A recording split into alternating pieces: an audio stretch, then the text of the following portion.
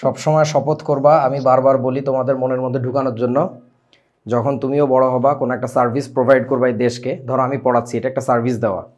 তুমি যদি মনে করো যে ধরো দেশে শুধুমাত্র ভালো ডাক্তার ইঞ্জিনিয়ার থাকলেই হয়, নো, ব্যাপারটা এরকম না। ভালো একজন মুচিও দরকার, ভালো একজন মোবাইল ঠিক করার মানুষও দরকার, মোবাইল মেকানিক, ভালো একজন টিভি ঠিক করার মানুষও দরকার, ভালো একজন মিস্ত্রি দরকার, সব কিছুর ভালো দরকার। সো সেই ক্ষেত্রে মনে রাখবা, যত ফ্রি মডিউলের দিকে দেশ যাবে তত খারাপ হবে। আর বিশেষ করে এডুকেশন সিস্টেমের মতো একটা সেন্সিটিভ জায়গা। সো তোমরা নিজেরাও যখন কোনো সার্ভিস প্রোভাইডার হবা, দেশ ও জাতিতে কোনো অবদান রাখতে শুরু করবা, কখনো এই কথা ভাববা না যে আমি ফ্রি দিব ফ্রি দিব ফ্রি দিব, ফ্রি হাসপাতাল বানাবো। এই যে ছোটোবেলা থেকে আমাদেরকে ভুল জিনিস শেখানো হয়। তোমরা এই যে রচনায় পড়ছো না, এইম ইন লাইফে, আমি আমার গ্রামে যে একটা ফ্রি হাসপাতাল দেবো, রোগীদেরকে ফ্রি দেখবো। দুনিয়ার কোথাও এটা করে না। যত উন্নত দেশে যাবা তত দেখবা যে তোমার করে কি বলে, ওই যে লাইফ ইন্স্যুরেন্স বা হেলথ ইন্স্যুরেন্স থাকে। তার মানে প্রতি মাসে তুমি অসুস্থ হও বা না হও, তোমার কাছ থেকে টাকা নিচ্ছে, কিন্তু পরে তুমি যখন অসুস্থ হবা বড়সড় রকমের বা ছোটোখাটো যাই হোক, তোমার খরচ সে দিবে।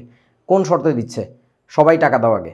সো সিস্টেমটা হচ্ছে এরকম আর কি। মানে যদি আমরা ভেবে থাকি কোনো কিছু আমরা ফ্রি নিতে থাকবো, তাহলে ওই সিস্টেম সাস্টেইন করে না। আর যখন সিস্টেম সাস্টেইন করে না, তখন ভালো মন্দ সবারই ক্ষতি হয়। ঠিক আছে? সো এই আর কি। এনিওয়ে, কারো একজনের মাইকে ঘসঘস শব্দ হচ্ছে, এটা একটু বন্ধ করো।